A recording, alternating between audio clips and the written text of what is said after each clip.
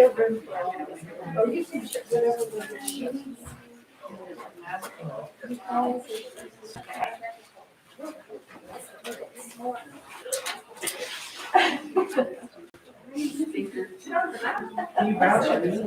Yeah, once.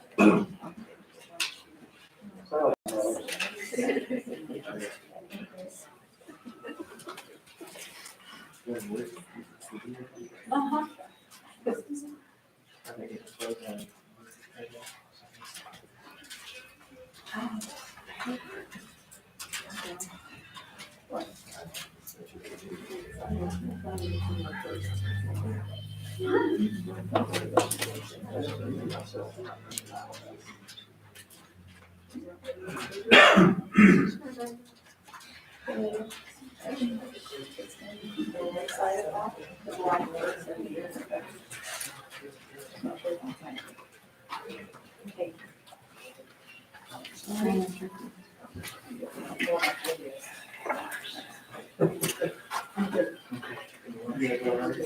All right, make it next minute or so, okay? All good?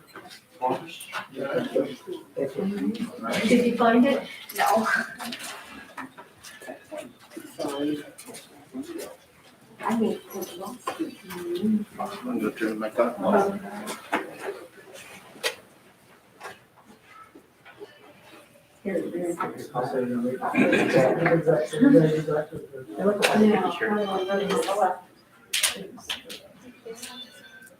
Oh, yes, now She'll never remember how to undo it now. no, I'll get it. Thanks. Okay.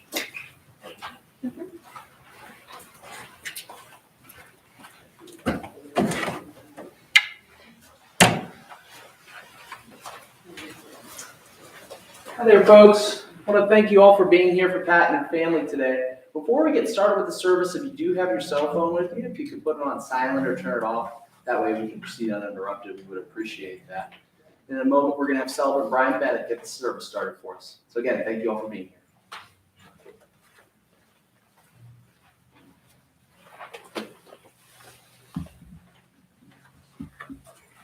As Sam said, good afternoon, everyone. Thank you so much for being here, and I'm sure it means a lot to the family to be able to see friends and family at a time like this. I want to thank Barb for taking the time. We had a really nice conversation about Pat the other day, and unfortunately, we've gotten to run each other a few times.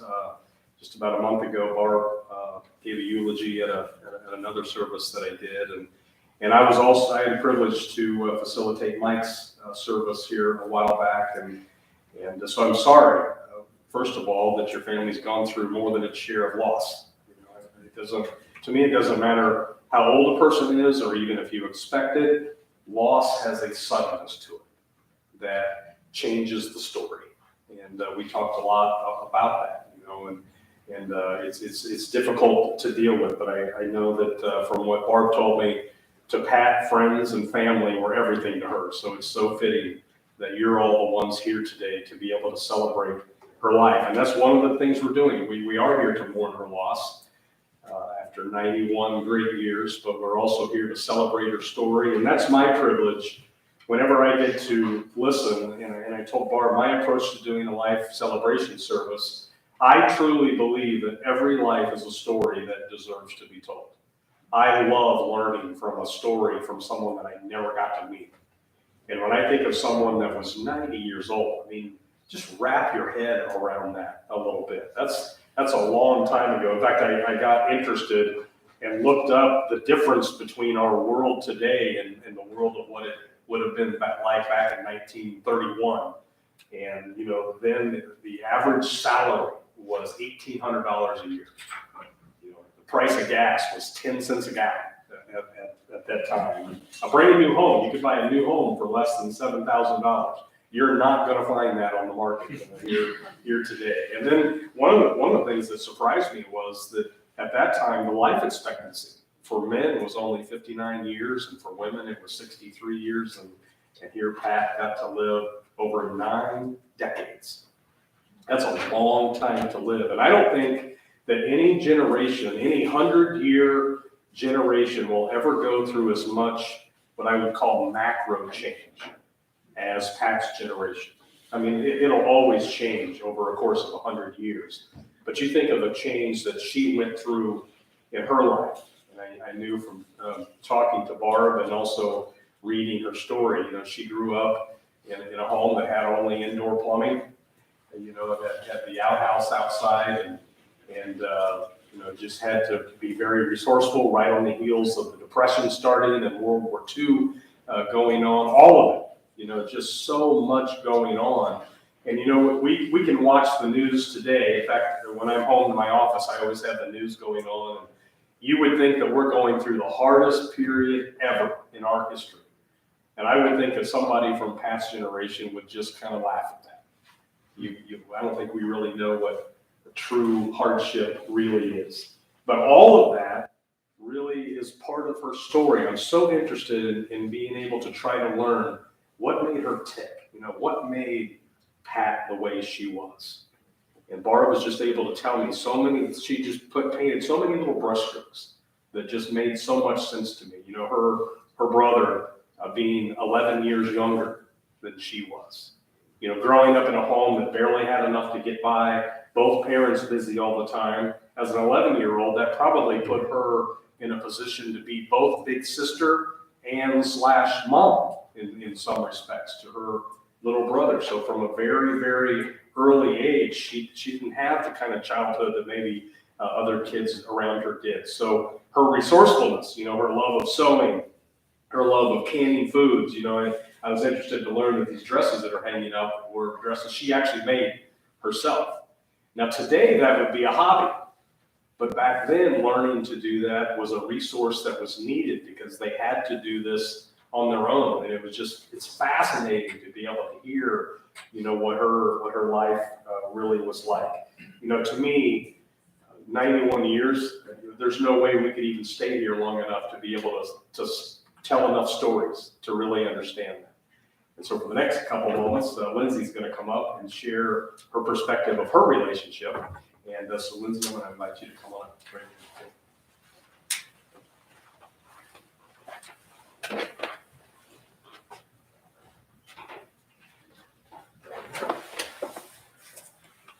So when I started thinking about what memories of my grandma stand out to me, there were a lot of little moment memories that kept flitting through my mind. I thought of overnights at her house. Out of all the TV shows and movies that we would watch, we loved The Wizard of Oz, Meet Me in St. Louis was a favorite, Golden Girls, Designing Women, Empty Nest. I tried to avoid MASH and Murder, She Wrote. They weren't my favorites, though they were definitely hers. I remember playing paper dolls with her. That was always a favorite pastime. We loved to color.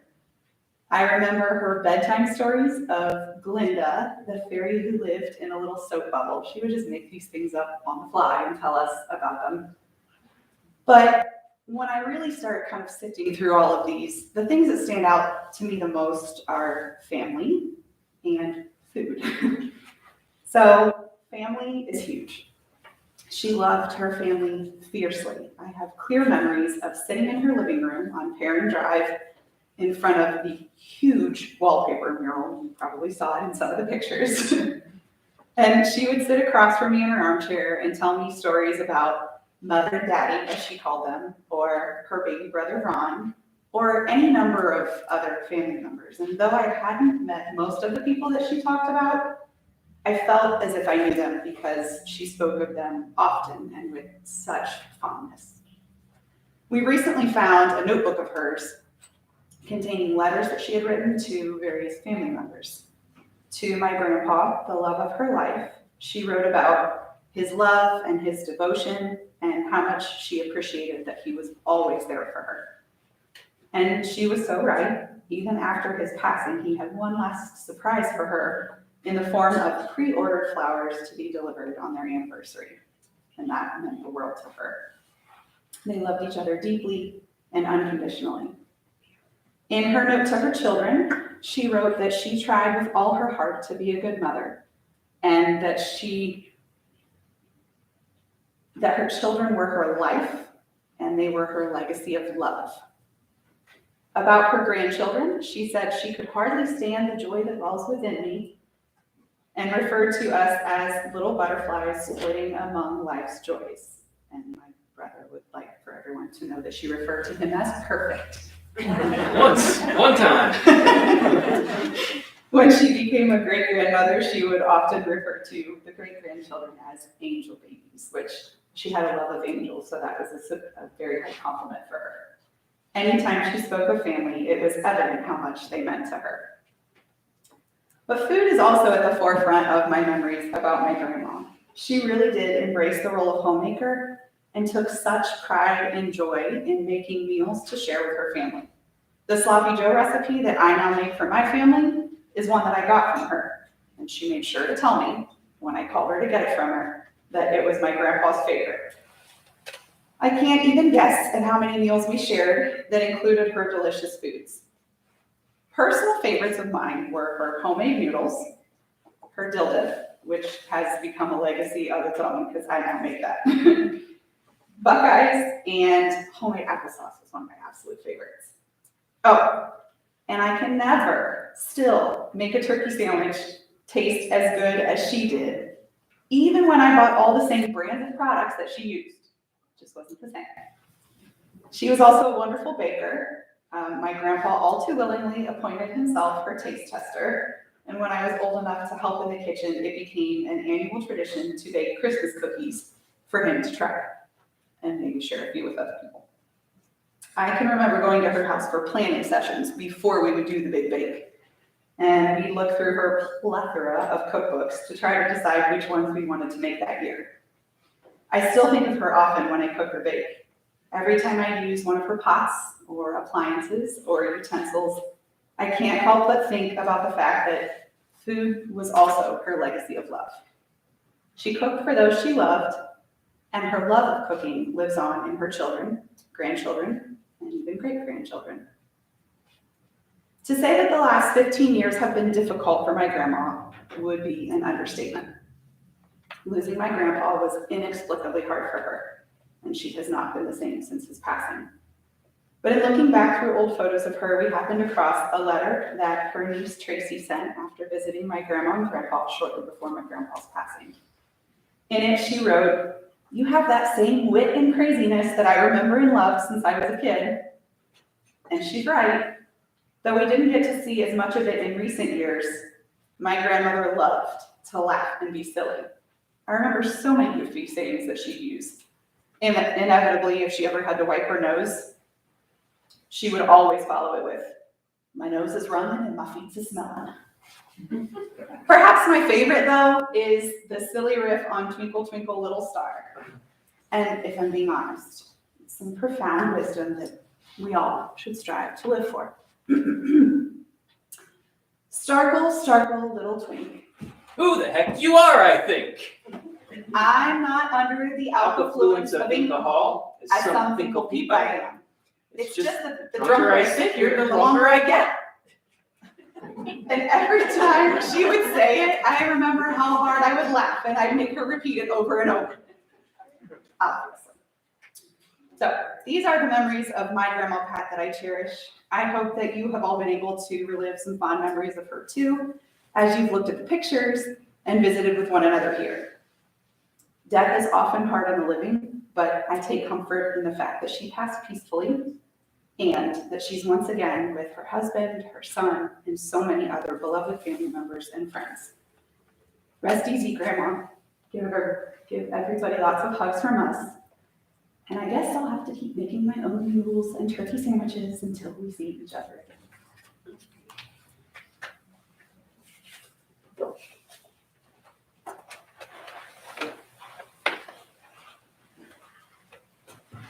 I think you would all agree that is just excellent. Lindsay, perfectly done. To the perfect grandchild. That's the first song I've seen in 30 years. That was tremendous. And you know what, when I sat there thinking, especially over the last 2 years with COVID, I've sat with so many families of loved ones in their 90s. I'll be honest, there's a lot of times when the grandchildren didn't even know the grandparent. And that's one thing that I've appreciated about working with your families is it's just so evident that this is legacy. You know, for you guys to be able to eat those foods and hear those stories and hear those songs. And I know that you don't take that for granted, you know, and that's what I want you don't, because that's a beautiful thing in this day and age, you know, where, you know, today people grow up and all the kids move away. That's not a bad thing. It's just the way that it is. So the knowledge and the relationship you got to have with her is just really special to hear. And that's the part of her legacy that's going to carry on, because let's be honest, each one of us in this room, we're in the midst of writing our own stories that will be told someday. There are people in our lives who are watching, how do we handle loss? How do we move on? And Barb and I talked a lot about this, you know. Grief has an evil twin, and the evil twin of grief is change.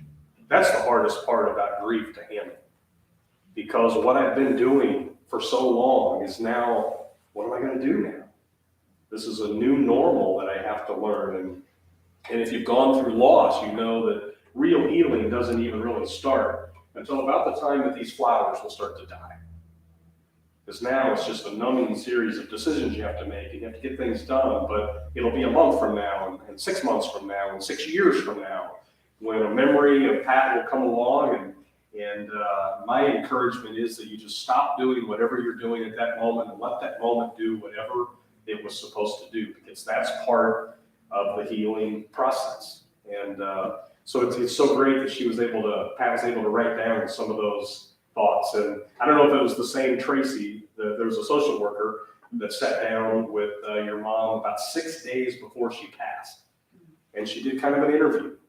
And this was just 6 days before Pat passed away. And I wanted to read some of the things that Tracy said, because it showed that Pat was still very appreciative of this family. She said, she told me how much she loved to sew and all the dresses she made for you. She especially remembered a dress that had pink stripes on it that she made for you when you were in kindergarten.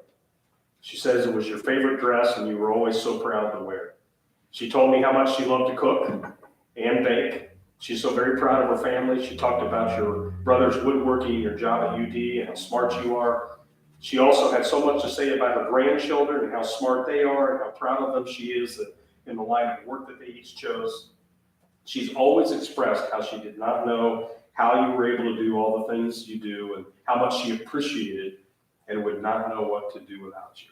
You know, so really right up until the very end, she was thinking about what her life and her family meant to her. And that just says everything for a stranger, for someone who's listening from the outside in, to be able to observe about your family. I was able to hear about her love for television and, the Golden Girls and many of the shows that you mentioned. And when you mentioned MASH, it reminded me, when I was in high school, I didn't grow up in a church, but I went with this local youth group every Wednesday night. They went to a nearby nursing home, and we each had an adoptive grandparent that we saw every Wednesday night. And my adopted grandma was a lady named Charlotte. And they didn't call it this back then, but Charlotte dealt with memory issues, Alzheimer's. And you never knew what story Charlotte was going to tell on a Wednesday night. She had dated Elvis. She had been the first lady at one point. And every Wednesday night when I was there at 6:30, the show MASH was always on the TV in her room. And she always pointed to the same character and said that was her nephew, and just story after story after story. Well, I knew Charlotte for about 2 years, and her health was failing. And I went up there one Wednesday night, and I kid you not, McLean Stevenson was sitting in her room because he really was her nephew. He played one of the main characters there on MASH. And then I thought, well, tell me about Elvis. I don't know. But I know that in all these years, especially since she lost the love of her life, all the visits, everything just had to mean so much to her. Because that's really what it's all about. I talk a lot about something that I call holy collisions. And what I mean by that is, during the course of our lifetime, there are certain times that we run into the exact right person at the exact right time in our life for the exact right reason that we needed to meet that person. And that's a holy collision. And you may be sitting next to one of your holy collisions right now. You think back to, where did we meet? What was that first, who made the first conversation happen? Who made the second one happen? Why did it turn into something significant? And over the course of our life, it's those holy collision relationships that really are the biggest thing in our life. And so I loved hearing that, Pat and her, the man that meant the most to her, met way, way back when they were in high school, just kind of a high school sweetheart kind of a life. And that holy collision led to was it 2 days shy of 59 years together? I mean, that's unbelievable. And you know what staggers me about that? If they hadn't met way, way, way, way back when, this group's not even here. It's supposed to happen. And whenever I have the privilege to do a service like this, I consider whatever group shows up, this group sitting in this room at this moment, we're our own version of a holy collision. There's really no way to explain why this group of human beings would ever be in the same place at the same time, other than whatever your connection is to Pat or the family. And let's be honest, when we all parked our cars a little bit ago, every one of us had issues we're worried about, decisions we're trying to make, maybe things going on in our life that nobody else in this room is even aware of. And they're all going to be waiting for us when we get back in our cars here in a little bit. So my prayer, whenever I have the privilege to get to know somebody I never met on this side of heaven, is that by the time we get back in our cars, we're going to be better people simply because of her story. And I believe that's possible. When I hear how she fought, during the childhood she had, and I know from hearing from Barb, she went through a lot of loss over the course of her life, but she kept going. She had that drive to be a survivor, and I'm aware. I love talking, and I understand she was a bit of a worrywart at times. She had her anxious moments and really worried about the people that mattered to her the most. But boy, oh boy, is that a great thing to have, because that just says to me, this is a woman who loved a lot. And that's the one thing that I kept thinking as I heard your family's story. Is the word that came back to me as I prayed over it the next couple of days was the word caregiver. I understand that the last year of her husband's life, that he had some illness issues, and she was his caregiver. So was Barb for these last many years. Barb, you've been the caregiver. You also mentioned how thankful you are that this gang came into town to make sure that you're doing well. And it's a common thread. It's a legacy that's going to carry on. And that's the legacy that we're here to celebrate today, because that's what life is really all about, is when the holy collision people in our lives have a rough time, it should be an all hands on deck. I've got your back. I'm here for you. What do you need me to do? And that is a story worth celebrating today. It is said in life that we are born once, but we die 2 times. The first time we die is a physical death. That has now happened at an age of 91, but let's be honest, it's going to happen to every one of us in this room. We don't know when, where, or how, but it's going to happen. The second time we die, though, in my opinion, is much more difficult, because the second time we die is the last time anybody ever says our name out loud. It's the last time anybody ever tells one of our stories, or looks at one of our pictures, or makes one of our recipes. That's how the story stays alive, and it is up to this holy collision to make sure that Pat never ever dies that second death. That's really what this is all about. I'd like to close with a reading that I really appreciate, and it's about perspective. Because anytime something difficult happens, we have 2 choices on how we're going to handle that, and that's what this reading is about. It's called She Is Gone. You can shed tears that she is gone, or you can smile because she's lived. You can close your eyes and pray that she will come back, or you can open your eyes and see all that she has left. Your heart can be empty because you can't see her, or you can be full of love that you shared. You can turn your back on tomorrow and live in yesterday, or you can be happy for tomorrow because of yesterday. You can remember her and only that she is gone, or you can cherish her memory and let it live on. You can cry and close your mind, be empty and turn your back, or you can do what she would want you to do, smile, open your eyes, love, and go on. And that's really what this is all about. I do believe, as Lindsay said, I believe that this life is only chapter 1. And there is a chapter 2. We don't know what it looks like. We don't know exactly where it is. I lost my mom a few years ago to cancer. I believe that's where she's at. And I believe that that's where Pat is today. She gets to be reunited with the love of her life, with her brother, with the people that she had to say goodbye to. And I can only imagine she will be waiting on the edge of her seat to be able to meet this group one day again. And that's the kind of hope that if you share that today, you don't have to say goodbye. You can simply say, we'll see you later, and mean that. So thank you on behalf of Sam and I for letting us be together with your family today. If you're comfortable joining me, I'd like for you to join me with a word of prayer, and then I'll turn it back over to Sam. Let's pray. God, thank you for this holy collision of friends and family that have been able to come together today. I know some have traveled to be here, and so thank you for the travel safeties, and I pray the same for when they go home. And just thank you that we were able to spend these few moments reflecting on a really beautiful 91-year story.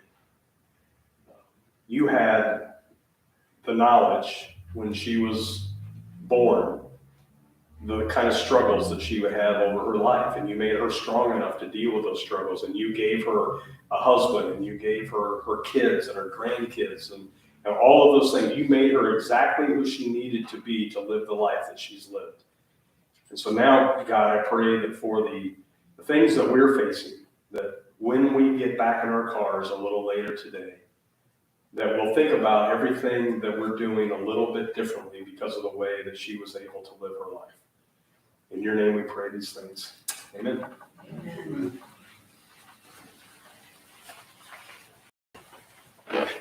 Thank you, Brian. This does conclude Pat's service today here at the funeral home. However, it does not conclude our time here. We are having a reception to follow, so please feel free to stay, share some food, and words of comfort with the family. Again, we'd like to thank you all for being here, and we're going to open up the doors here in just a second so we can all go inside. Thank you very much.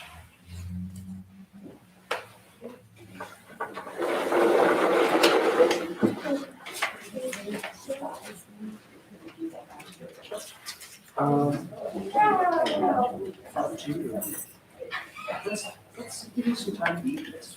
Okay, thank you. And everything's gonna stay here until we go into the other room. Okay. They're gonna follow you So- around wherever you go. Exactly.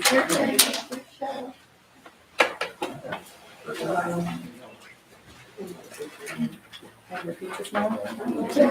they are. Yes, they are. I was checking.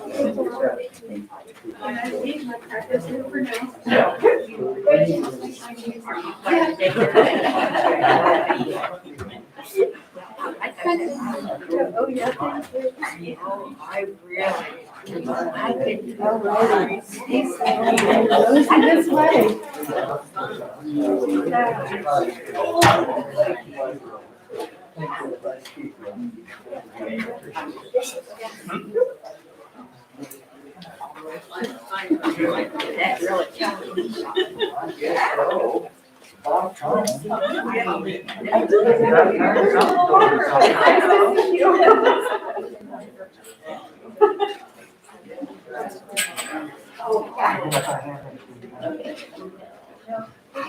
That You didn't hear a word, did you?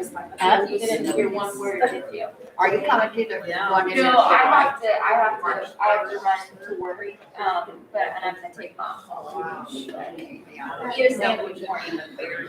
Maybe two. Two, if you, three, you need two. But I'm not gonna worry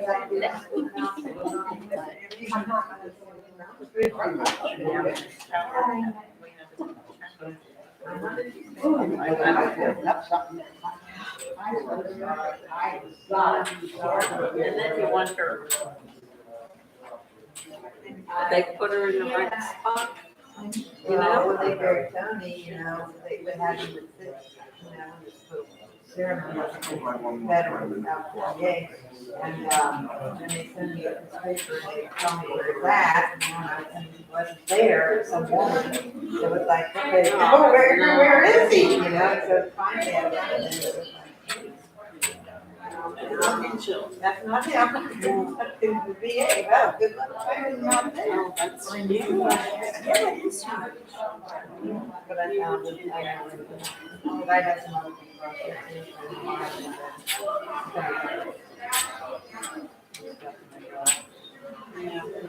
Well, see, my mom's really decorated. I'm all day long, I'm going out and this and this. I do, I still do my stepdad or my dad's.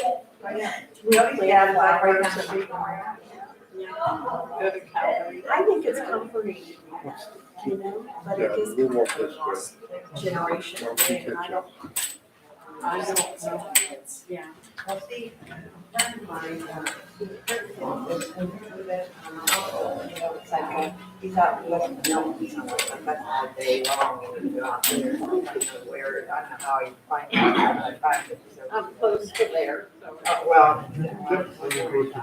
So anyway, he, his kids go, I just don't want to think about it like that. Some of my kids are very different, ever. He had like 2 kids, they adopted the kids, they could have the kids, and then had kids. So it's, there you go.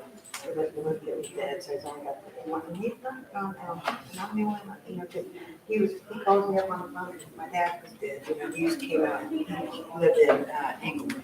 He'd always come out to see my dad when he was dying.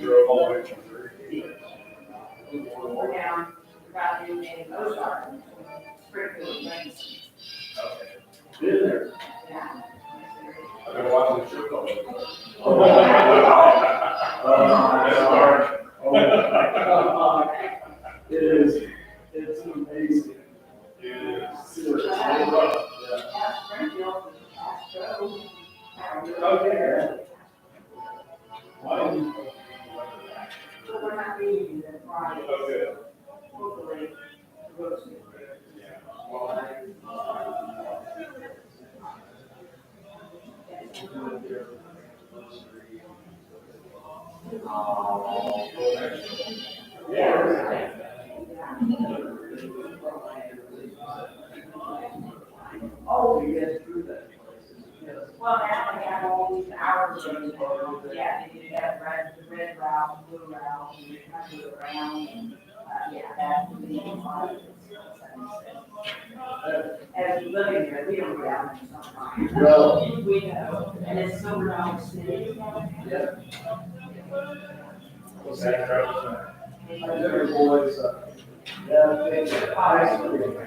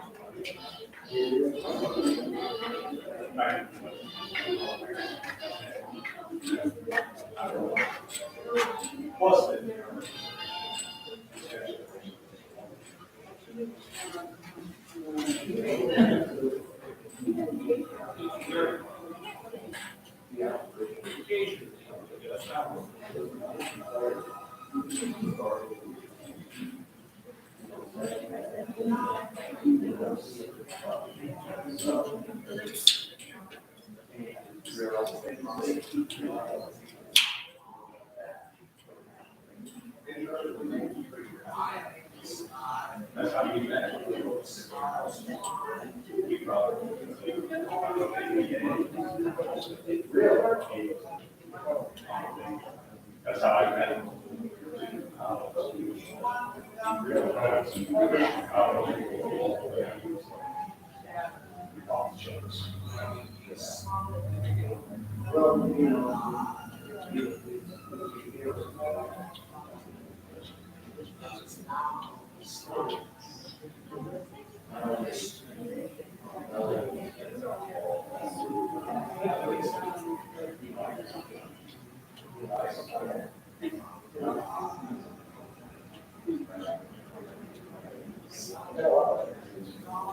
I think that's it.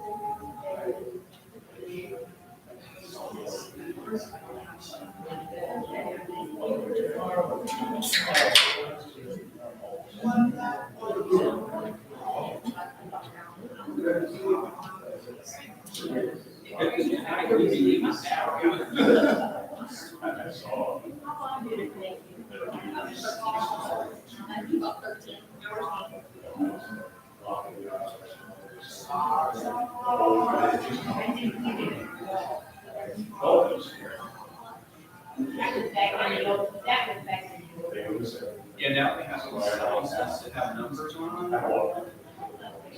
So just your.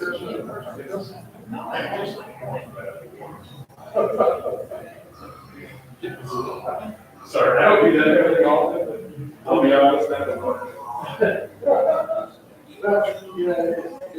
But I love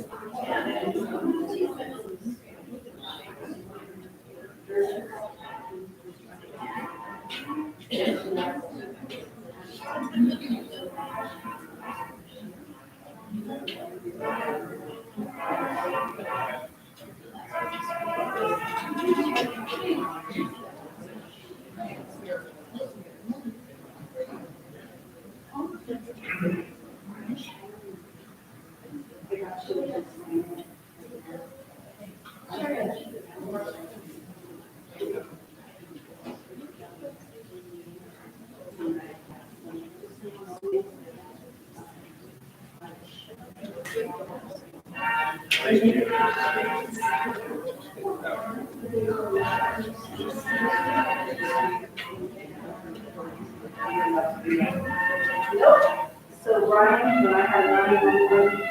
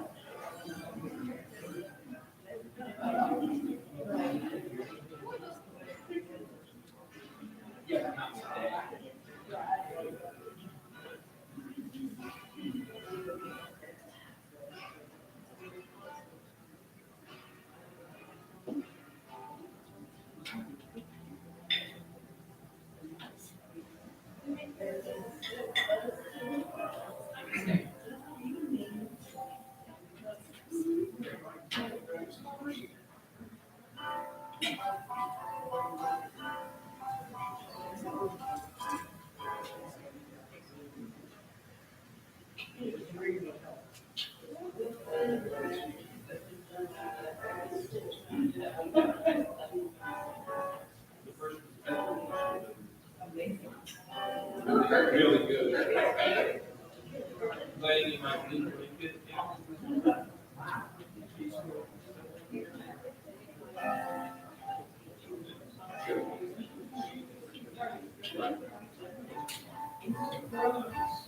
I didn't have time to scream.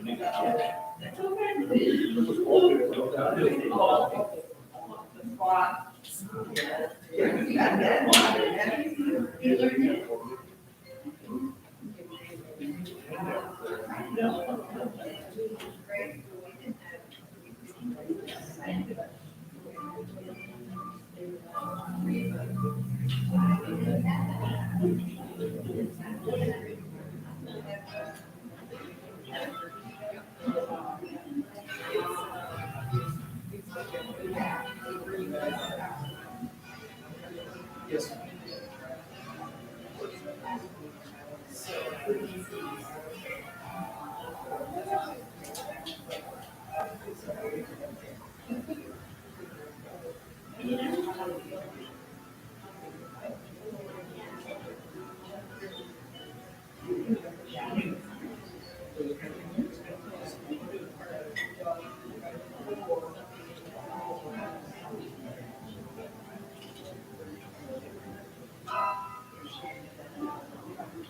We made sure to pick the good pictures.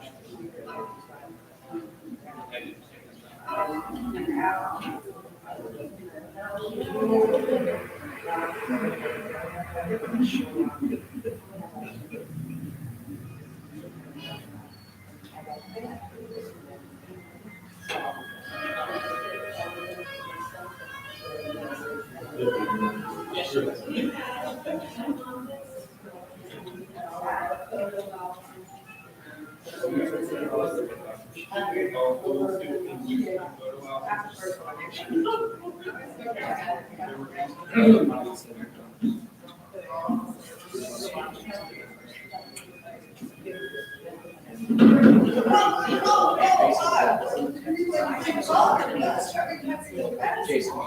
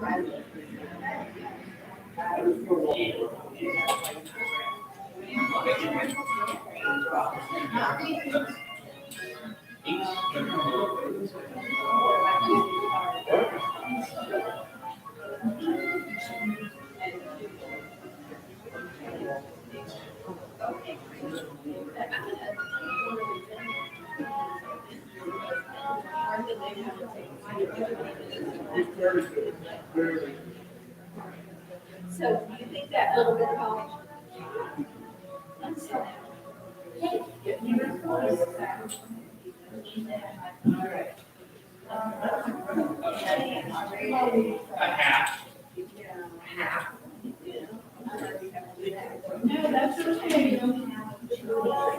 Are you But I didn't do that back.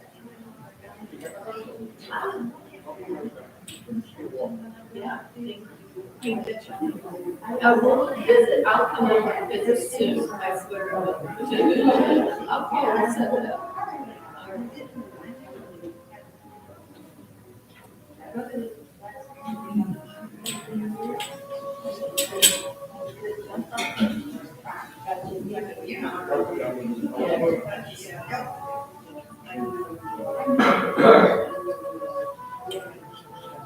Thank you for coming. I'll see you soon. We'll have fun. We'll sit and chat.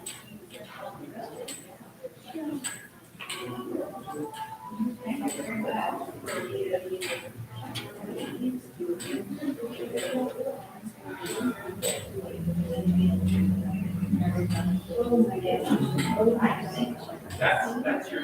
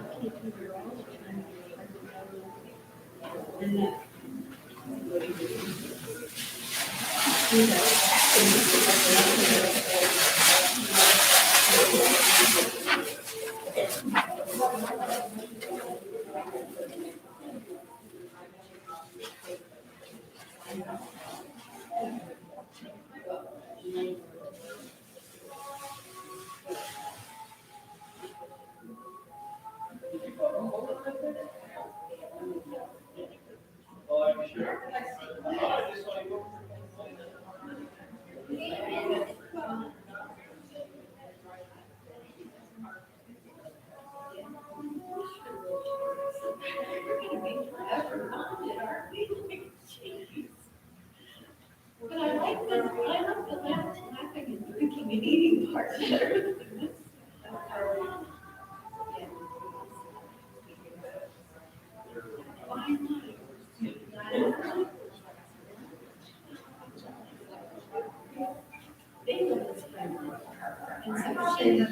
She teaches 6 grade languages. Science, although he's just 3 years since fall.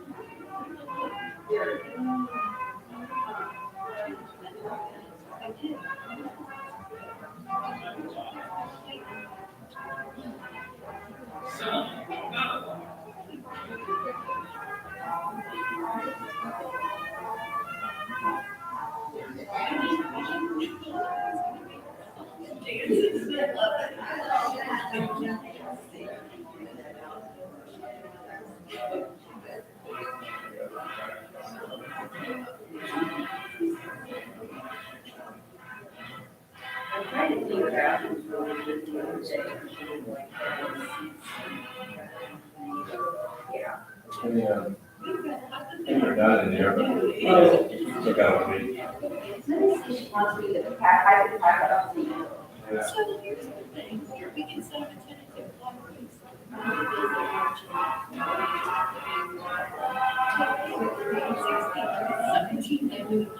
Wow.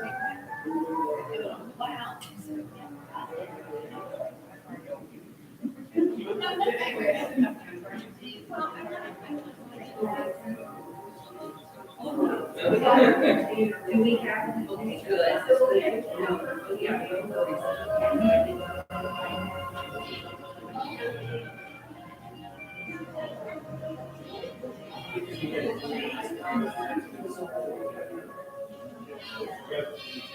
Yes, that's correct.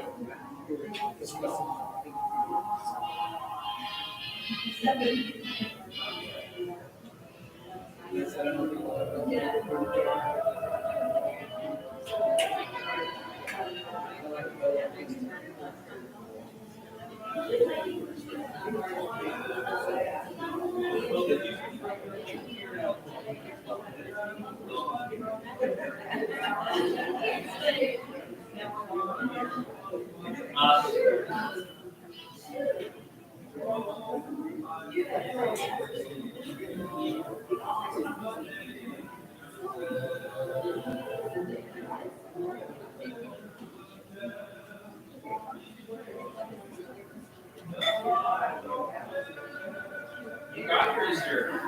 You've already got yours. Yeah, you already did.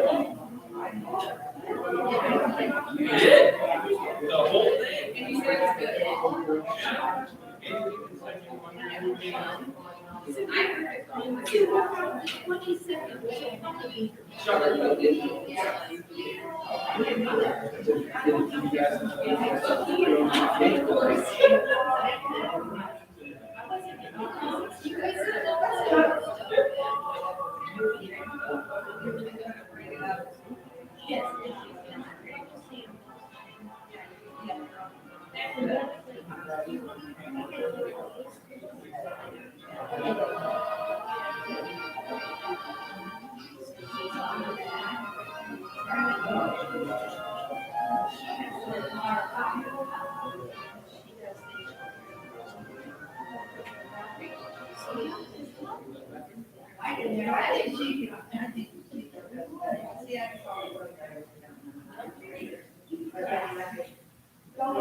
Yeah.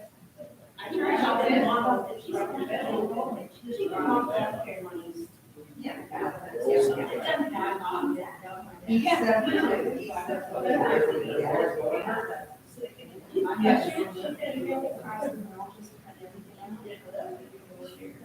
really put together all this, but it's now, and you get the room of the early negotiations, but it's going down to. The takeaway.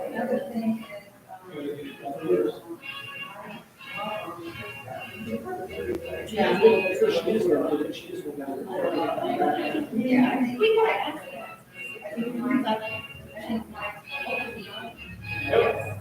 The schoolers are very.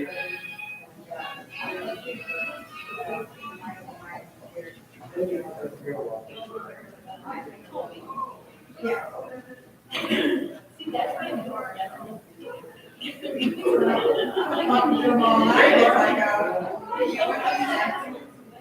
And I'm so glad you didn't have to be I thought she was the expert. Actually, there. I know. I don't think I thought she doesn't have to, but her. She's kind of a mess, you know, a hot mess. It doesn't have to be that. They explained everything, everything about the.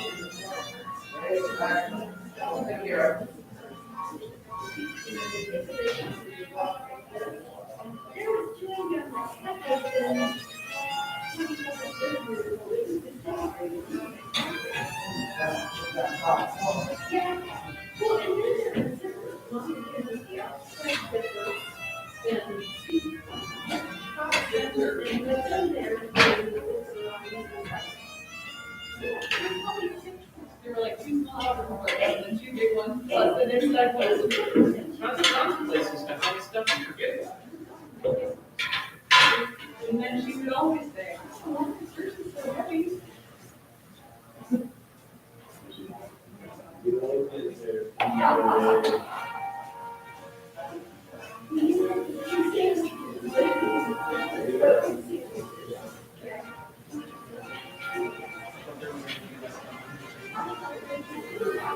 Well, I think they raised huge. That interrupted us.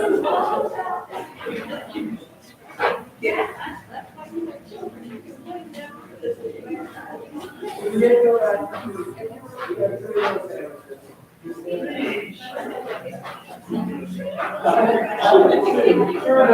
Or your 8-year-old out eats you.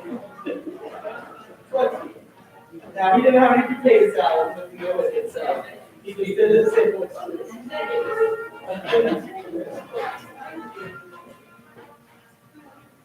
Yeah, that's cool. Yeah.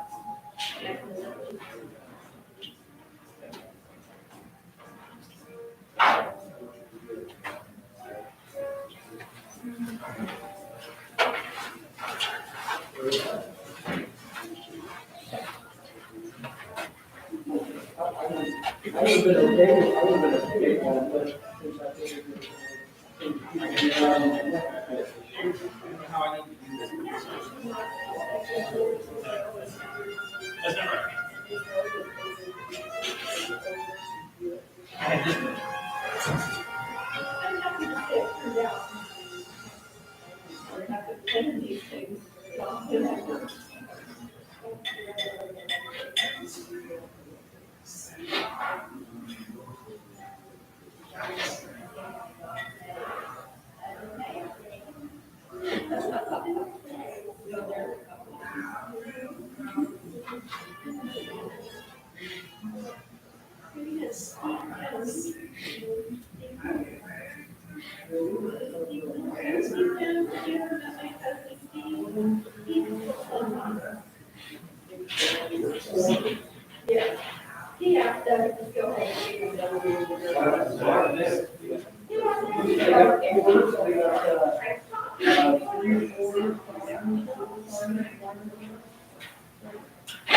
So then you all.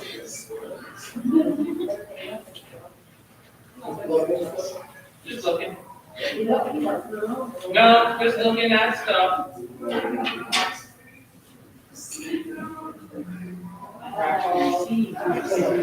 know.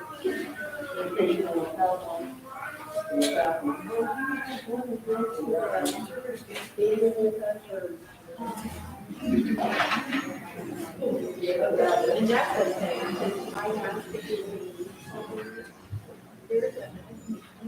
What else you got? But they've got, you know,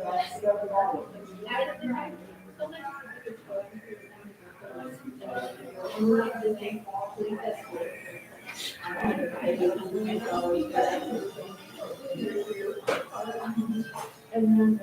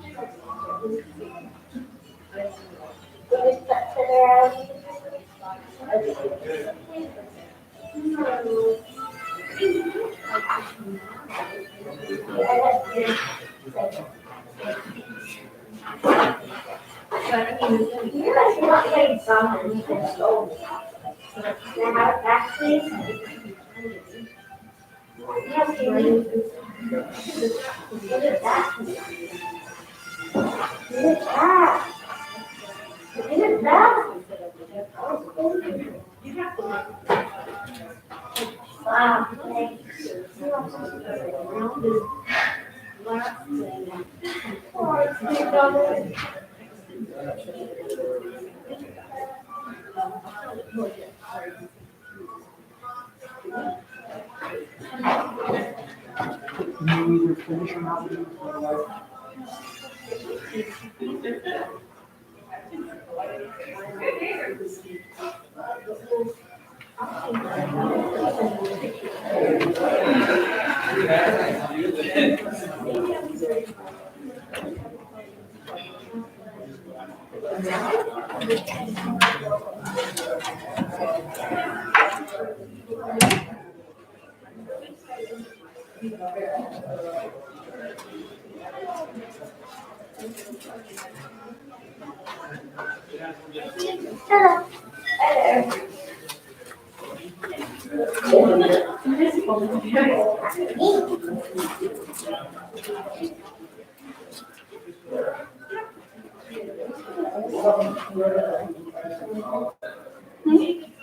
I've been on like trying to put a dress on here.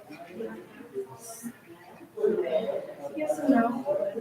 There are some techniques that they have. So what they used to do, I don't know if they still do it. Was the show? To the color. I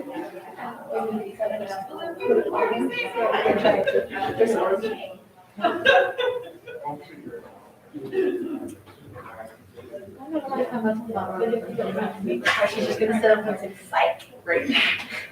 Yeah, if you said to myself, but they're just sleeping, like what's on it? Expecting to be. But yeah. I thought the same.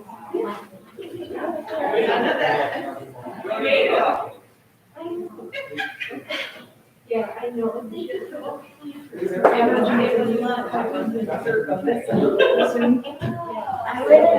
I know, like, all the different candies that kids even had, and there was a purple one. I saw purple truck the other day and I thought of you. It's like, that's gonna be this truck. Anything purple. Hit that guy. Tennis ball. Oh? Oh, yeah. There's like a better.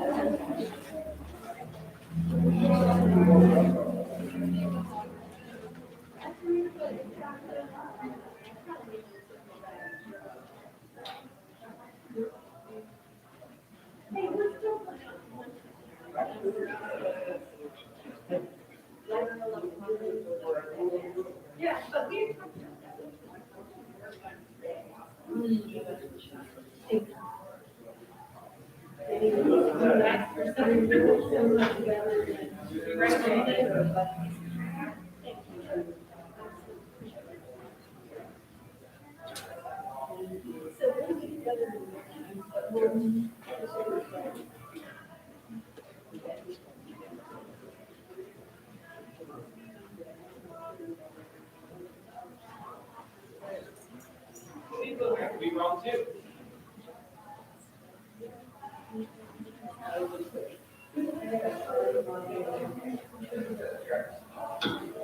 Somebody there now.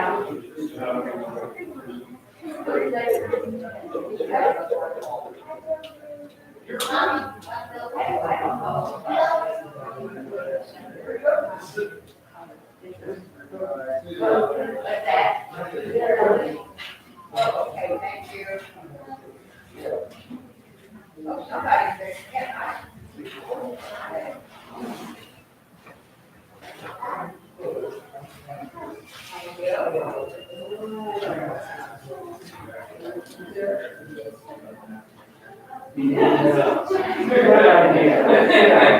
See people moving. Right.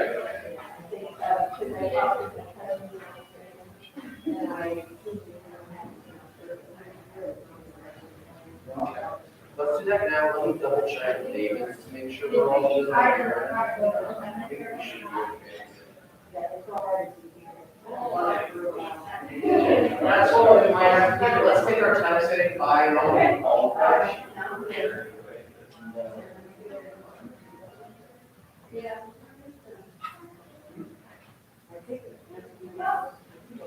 He's supposed to be out there.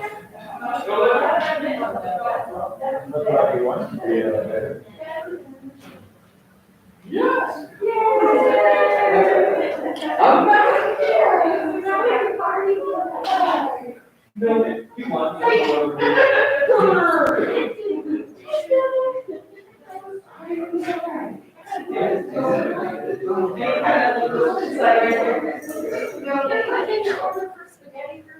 Oh, yeah.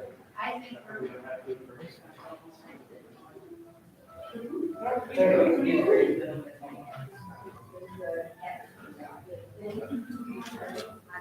Thank you for coming. Oh. I know. Yes, I'm coming.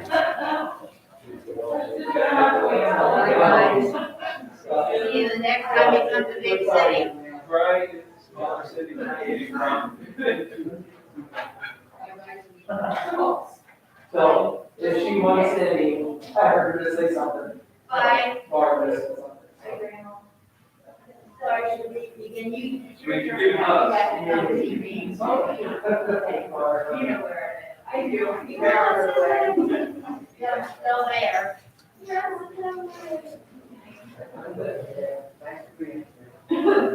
don't think I can, my husband. I'll head over there and see. Bye, Stay safe on the side. And the low waist too. And the Did I tell bottom you goodbye? and the in waist and out waist. There's All another one. Oh, don't need more. Oh, no, no.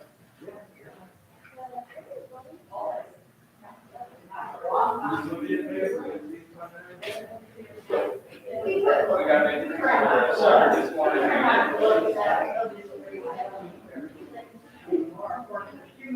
No, I have. to. Okay, thanks a lot. Yeah, I'll see you guys sometime. All right, you know where I'm at.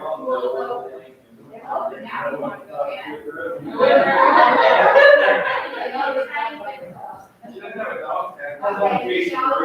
Inbound call. Just be quiet.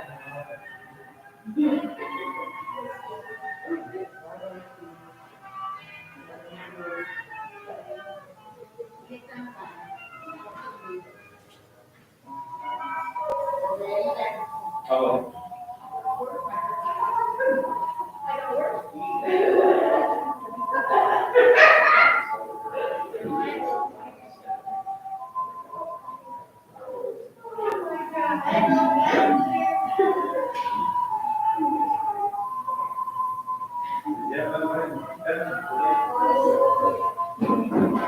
You for that?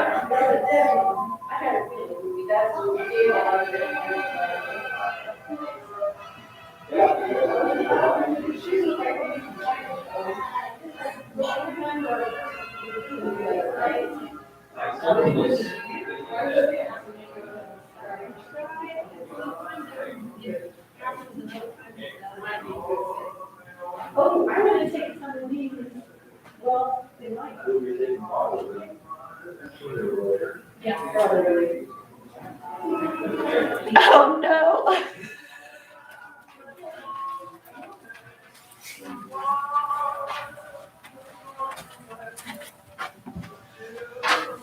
Well, Lindsay's stuff is still in here.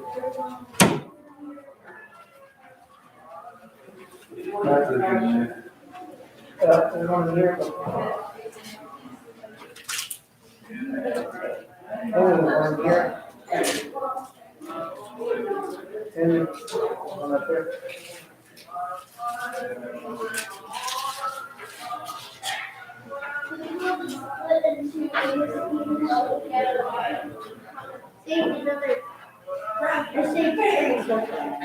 Yep, three of them. A pocket full of shit. Click, click, boom.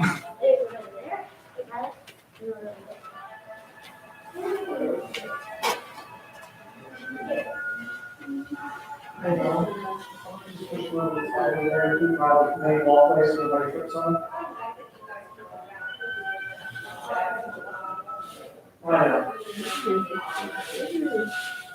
Yeah.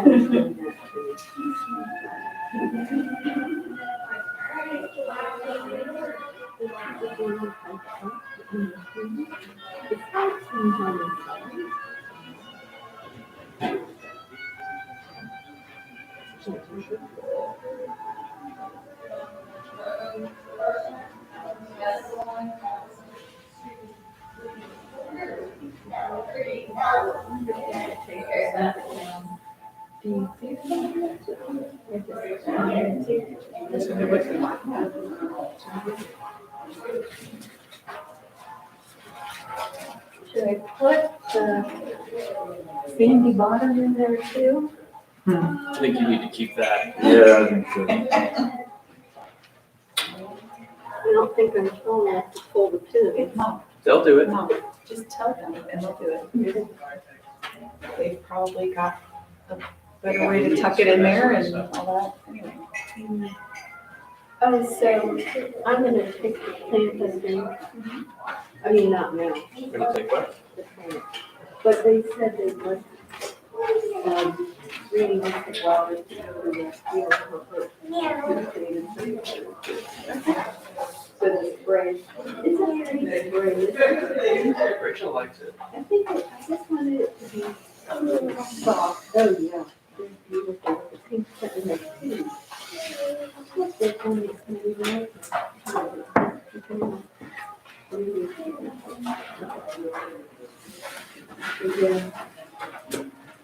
Yeah. Yeah. If no one else picks up the rose, I know she'd be okay. Oh, please, Yeah. please. Did you see these flowers? Oh. This big. And I've got a vase of flowers on my Purple. on my